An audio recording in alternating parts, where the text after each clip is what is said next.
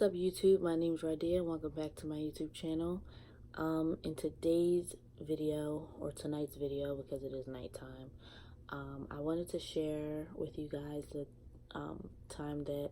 a story time where I really met an angel. And before I get into this video, I understand that everybody that watches me does not have the same faith that I have. Being as though I am a Christian, I understand everybody who watches me is not.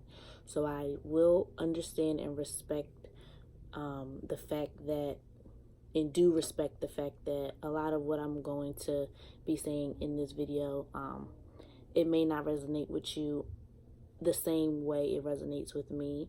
You may believe me, you may not believe me at all. You may say, you know, it was a coincidence or whatever, but to me, I know and I understand now more than ever exactly what was or what did happen in that moment to me, and I can 100% say that it was an angel. So with that being said, I just want to say that it's okay if you disagree with anything that I have to say in this video. It's okay if you don't believe me. All I ask is that we be respectful, and yeah, we just respect one another's beliefs. So there is no need to, you know, come out of character or, you know, try to tell me anything that I believe in isn't right or whatever. Like, we're just not even gonna play that game. If you believe it, you believe. If you don't, you don't. It's my choice to share it, and that's what I'm choosing to do tonight. I kind of just want to preface this video with a little bit of a backstory. So growing up, I don't want to say that my siblings and I were spoiled, because we really weren't. We had everything that we needed. We never really went without, you know, what we needed. And so with that, transportation for me never really was an issue growing up. Even when I got to high school, you take the school bus to school. It was like, you know, where I had to go really wasn't complicated for me to get to. And I never really went anywhere anyway. So a lot of the times I'd be in the house, or if I'm not in the house, I'm at school. If I'm not at school, you know, it's like, you know, you're with family or whatever. So I never really had an issue with transportation, obviously, until I became an adult and needed transportation of my own. And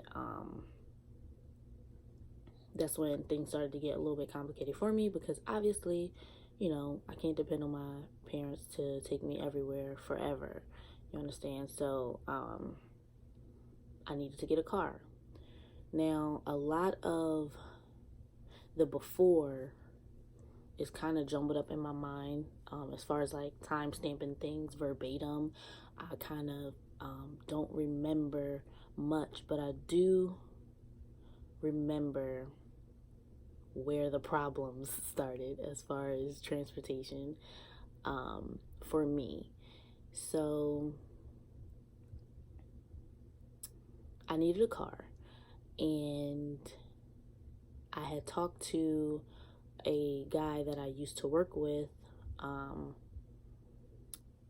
about the fact that I needed a car.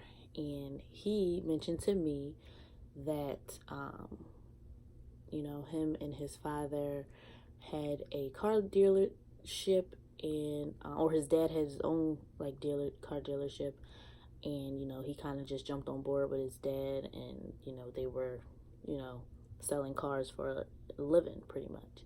And so I'm like, oh wow, okay, so, you know, I need a car. You know, I love to, you know, see what you guys have. Now, working with him automatically, it really wasn't hard, and I really did I was granted a lot more favor than I guess someone else would in looking for a car. But at the same time, these people were, what I later found out, just starting this company and this type of business. It was just starting, whereas before I kind of assumed that it was something that already was ongoing, like it was already, something reputable. So yeah, him and I had that conversation, and we exchanged numbers, and he began to ask me questions about, what I was looking for, and blah, blah, blah, the type of car that I like, just asking me all of those kind of questions. And, what, how much each car that I kind of described or thought that I wanted would cost. And so we would talk back and forth, back and forth. I do want to say that this guy, he was interested in me. He was interested in dating me, but I wasn't interested in dating him back. So that kind of played a part in all of this. He kind of, on one hand, we were handling business together, but on the other hand, it was kind of like, he was really trying to get me the car that I wanted, and in exchange for that, he would take me out and, that whole kind of thing. And I never really agreed to it. I kind of just like played with it, back and forth, whatever, like, haha, you're so funny, like, yeah, okay, whatever.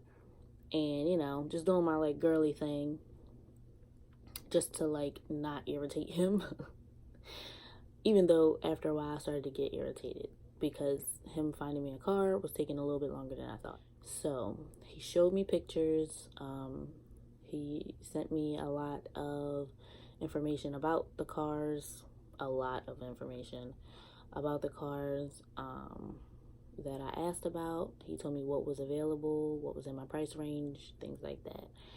And so I asked to start to see some.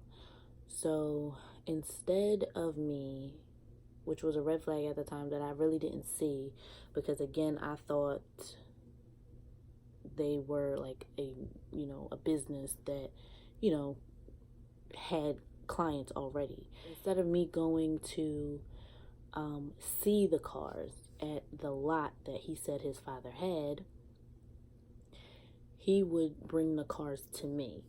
So he would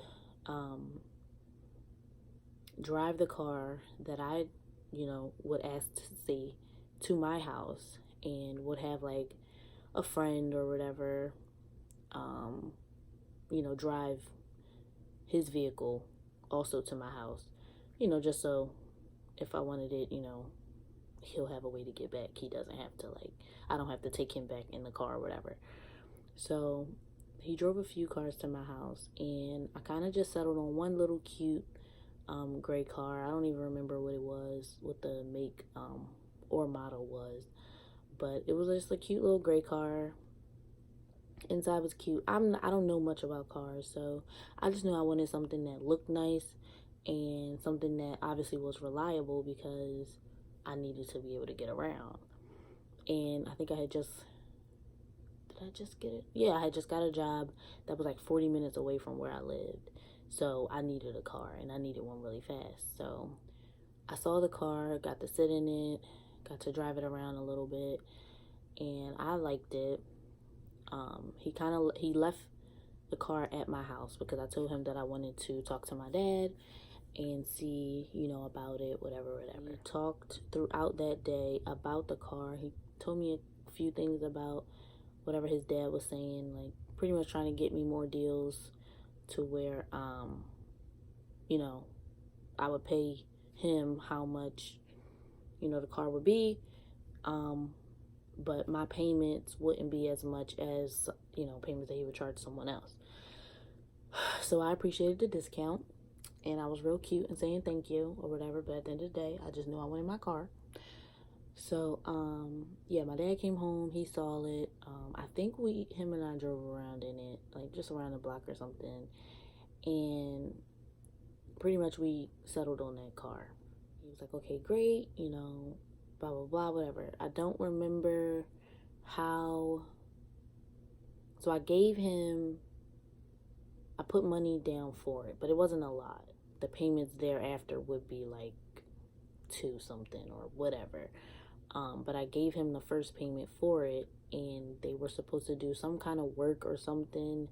They were supposed to be doing something to where, obviously, after I pay for it, I get the title and stuff like that. But I can't remember what happened, but something was happening that kind of was holding up that process in particular, which at this point I just knew that they were like not even legitimate, so it made sense. But at the time I didn't understand. I just knew that he asked for a certain amount, I gave him a certain amount, I got a receipt, and the car was mine for that time being. So I had the car, and I really didn't have too many errands to run after having the car.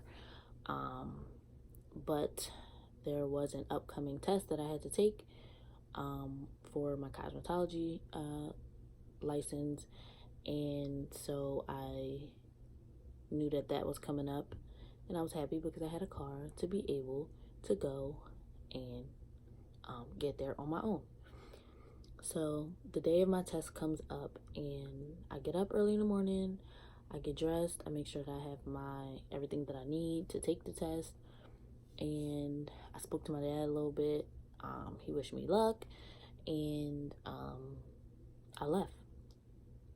I got on the highway, and traffic was moving at a normal speed. It really wasn't like any crazy traffic. I lived maybe 30 to 35 minutes away from my test, the place where I had to take my test. So I'm on the highway, and got my music on. Like, I had bought little cute like things on my for my car, you know, to hold your phone or whatever. So I was like, you know, listening to music, had my GPS on. I'm feeling free because I'm like, oh my gosh, dear, like, you have your own car. And yeah, and then everything kind of went left from there. All of a sudden, I hear a big bang, and immediately I look in my rearview mirror, and there is a huge cloud of white smoke coming out of the back of my car. And I was so confused because I'm like, you know, what's going on? But I was afraid too, because I'm like, oh my God, like, this is my car. Like, is this my car? Like, what happened? But I knew for sure that it was my car as soon as that same white smoke began to come through my vents.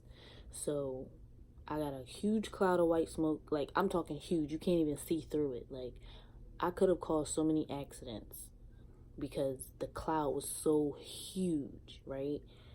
And it was cars obviously behind me. Smoke is filling my vents, and I'm freaking out. Like, I don't know what to do. I'm still driving, but I don't know what to do. So I found a spot on the shoulder of the road, got over really fast, and I jumped out the car. I didn't know what was happening, but I just knew that I didn't want to be in it. It all happened like really fast, but what I can say was literally out of nowhere. I mean, I was on the road for maybe 10, 15 minutes, and, you know, you're aware of the cars around you. So I saw the cars that were behind me, saw the cars that were either side of me, saw the cars that were in front of me. I'm driving. I'm aware of everyone around me on this road. But when I pulled over to the side of the road and got out of the car, there was, within seconds, a huge, like, Mack truck that pulled onto the side of the road with me, or like right after me, and a guy jumps out of the car, And when I tell you, I don't know where this man came from. I don't know where this man came from. Like, again, I was aware of everyone on the road. And I was always afraid of driving next to huge trucks. So I would have seen this guy. I would have. But I didn't until he came literally out of nowhere in a huge truck. I never saw his face. But he was like brown skin. His complexion was a little like mine, maybe a little darker. And he jumped out the car with a fire extinguisher. Another thing that I didn't see until he got from under my car. And he pretty much told me that there was a fire. He saw a fire under my car. I'm like, first of all, confused about where he came from, because I'm on the side of the road like, yo, what am I going to do? Like, my first instinct was to call my dad. So me being on the phone with him, and then this man, like, I'm telling my dad everything that's going on. Told him, a guy came out. He told me there was a fire under my car. As soon as I told my dad that, he was on his way. He was on his way to me. Like, what? Did it back up? Is it gonna blow up? Like, what are you? And I'm like, no, he put it out, Dad. Like, he put it out.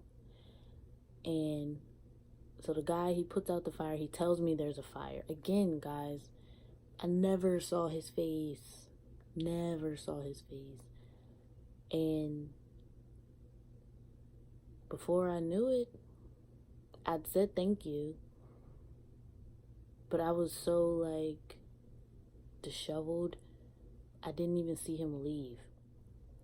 I saw him pull off, but I'm on a highway. There's nothing but road and exits. And when I tell you I did not see this man in this huge truck, like, I looked for him after he left. And I thought that I would see the truck in the distance or whatever. There was an exit not too far away. But, like, big trucks like that, they're not that fast to have, like, to disappear. Like, they're not that fast. And I probably was on the phone with my dad for, like, maybe 5 minutes. And I hang up, and I'm looking for the truck. Because at that point, I'm like, well, Lord, thank you. Like, I'm glad that guy saved me in enough time. But I started looking for him, and I could not find him. I could not see the truck. I don't know where he went. And it was at that moment that I was like, oh God, like, I'm not going to make my test. Like, do I have a car? I don't have a car. Like, what's going on? So my dad finally gets to me, and we call the guy that I got the car from. Apparently his dad was somewhere on vacation or something. He wouldn't be back until the following week. But he made sure that he would alert his dad and let him know what happened or whatever. And he just tried to, like, settle the situation because my dad wasn't with it. We left the car there, and my dad, we went home.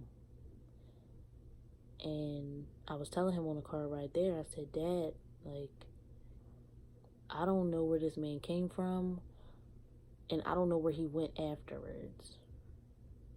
But he came, like, right on time. I said, there was no truck behind me. There were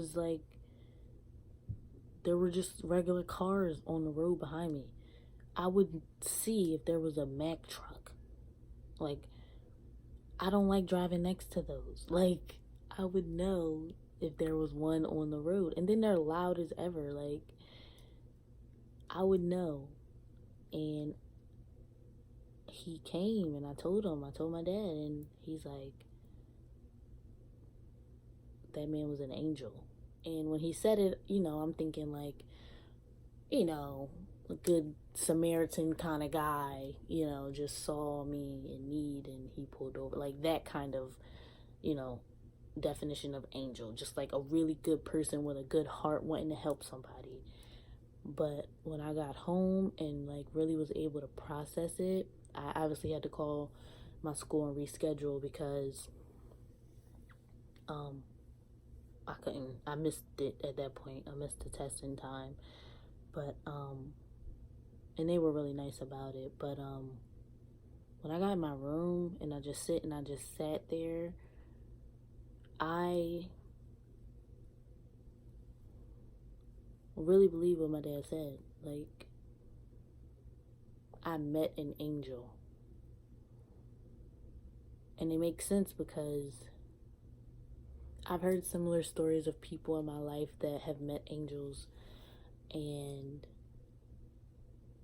it sounds pretty much the same as mine. Be it somebody walking up to them and maybe giving them a message or, saying something that they probably were worried about for, however long, or, praying about something and then, somebody walks up and gives them the answer to that prayer. The stories have always been, I had one person tell me that the eyes of the person that came and gave them the message looked like they went on forever.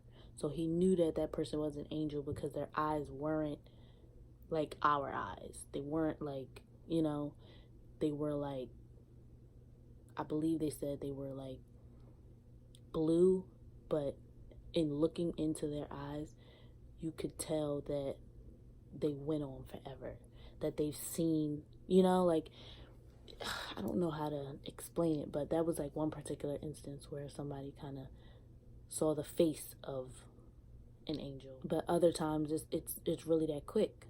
Like, even after that person saw and was given that message, he said the person walked away and he was looking to find him, like, in the crowd, and the person was gone. And for me, in my situation, for it to be so, like, out of the blue, like, my car really blew up, and for it not to blow up the way that, you see in the movies a car blows up, one, I believe that was the Lord, creating a shield over me in that car. He only allowed the smoke, but he gave me enough time to pull over and get out. The fire was under the car. I believe the Lord kept it there. And this is a little personal, but I really was at a place in my life where I wanted to see the Lord, and not saying like, Lord, walk through my door and I want to see your face, but just like, I was really in a mental headspace where I was questioning the Lord's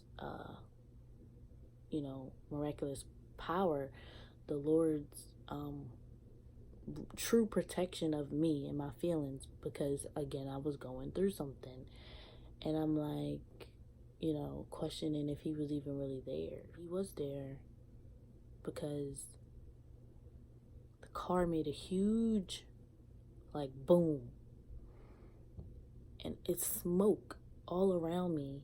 There's smoke filling my car through my air vents, and one, I'm still able to get to safety, meaning like, the car didn't stop in the middle of the street. Like, it still was going, and I was able to, like, steer it to the side of the road, get out, be able to be safe. But two, he sent someone to assure my safety in having someone come out the blue with a fire extinguisher. Now, I don't know. I never looked it up. But do big trucks carry things like that inside of it? Like, do they? Like, is that something that I'm sure, like, obviously fire trucks and ambulances and stuff like that have, you know, maybe that kind of stuff in it.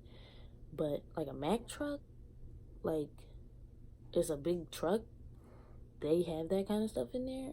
I didn't know. I don't know. But he did, and I never saw his face. I kind of remember his voice. And then if you're in the truck and you see this big explosion, how are you able to see fire underneath my car? My car was a little car. How are you able to see fire under it? You hear it? You feel what I'm saying? Was it coming out my back pipes? Was it coming out? Like, he didn't specify anything. He just said there was fire underneath your car. You're in a truck. You're sitting up so high. Like, how do you see fire underneath my car? I believe he was an angel. And I believe maybe he wasn't supposed to tell me that. Maybe I was supposed to just, you know, he just came to do a job real quick and then he had to go. But I believe he was an angel, and I thanked them. That was my I was really happy that I was able to say thank you before he left, because I never saw him again. After that day, we waited for the guy's dad to come back, and my dad met him, and we told them that was unacceptable. We told them that we are not accepting this car. I think I only had that car for like maybe a week and a half, 2 weeks before it blew up, and we said we're not doing it. They tried to give me a bunch of other cars, and they all were like junk. But instead of, like, the engines all blew on me while I was driving them, but it was nothing like the first time. It would just, the light would come on the dashboard, and then, you know, the car would slow down, and I knew. So I would have just enough time to pull over on the side of the road, tell my dad, and, you know, tell them. And they probably gave me like 4 or 5 cars. And it was really disheartening, because I really thought that, okay, well, dear, maybe you're just not supposed to drive. Like, maybe you're just not supposed to, like, what are you doing to these cars? But it really wasn't me. Like, I didn't know that you could fix a car up to where you can take the lights off of the dashboard that are on, telling you that there's something wrong with the car. Like, I didn't know that you could do that. But these guys were really good, like, con artists, really. I never paid them anything for any other car that they've given me, because they never lasted long enough for me. And so after that, after all of that, we told them that we weren't going to do business with them anymore. We weren't interested.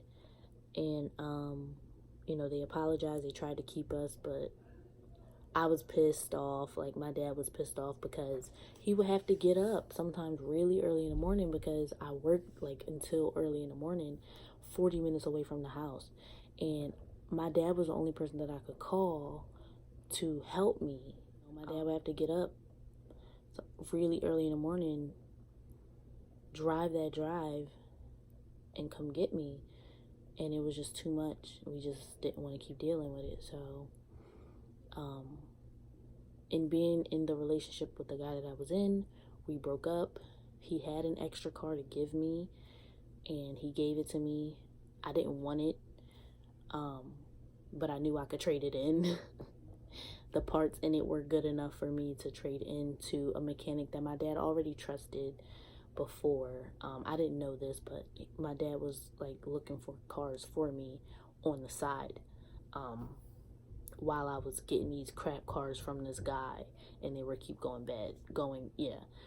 So the guy, we brought the car that my ex gave me. We brought it to his shop, and he said, I can use these parts. He's like, I can give you this car. You can take my car, like, the car that he had. And that car was reliable. That car lasted me a really long time. So yeah, I was able to trade it in, get something truly reliable, get rid of the people that I was, dealing with, car-wise before. My anger in that whole situation of dealing with those people were, I was just trying to support a black business. You feel me? Like, I'm trying to, like, support my people, and you keep trying to, like, con me for my money. Like, the cars that you're giving me, which I also believe was the Lord, because had I given them the amount that they needed or that they wanted for these cars, like, each time, it would have been, like, just a waste for me, because they all broke down. Like, they were no good at all. So I believe that was the Lord protecting me as well. Like, but, just being in my mental headspace, I was just like, I didn't even see all that, the Lord was doing for me. And so just in that experience as a whole, I just became really grateful to God, because, in the end, yeah, I was going through a lot, in my relationship with the guy, trying to get my test done for school, while still feeling like, okay, well, Dia, you're old enough to, you got to start making these moves. You got to start being more independent. Can't rely on your parents like that anymore. Like, and my parents never, like, shut me out. Like, they never, told me I had a certain time to get out the house or nothing like that. They weren't like that. But, just to me and my conscience, like, I just was like, okay, well, Dia, you're old enough now, and you got to get things going. And I was just in a place where it just felt like everything wasn't going the way that I thought that it would. I lost hope for a lot, not even realizing that the Lord was protecting me from so much in the midst of it all. So yeah, you guys, that is my story time about the time that I met an angel. I truly believe that it was an angel. There's so many things that I can't explain about that experience, but I'm grateful that it happened, because I'm here. I'm still alive. I have a reliable vehicle. I have another one now. I went and got my own, and it was my accomplishment to myself. After having to, it wasn't just a choice to go get another car, but actually, kind of had to go get another one after a while. And so everything is all good. Everything is all good over here, and your girl just is cool. Like, it's just a really cool thing to know that I met an angel for the first time in my life, and they saved my life. With that being said, that is it for this video. If you guys like this video, be sure to hit that like button. If you think you guys are going to like me, don't be afraid. Hit that subscribe button. Rock out with me. Let's see where this channel goes and grows to together. And I will see you guys in my next one. Thanks for watching. Bye.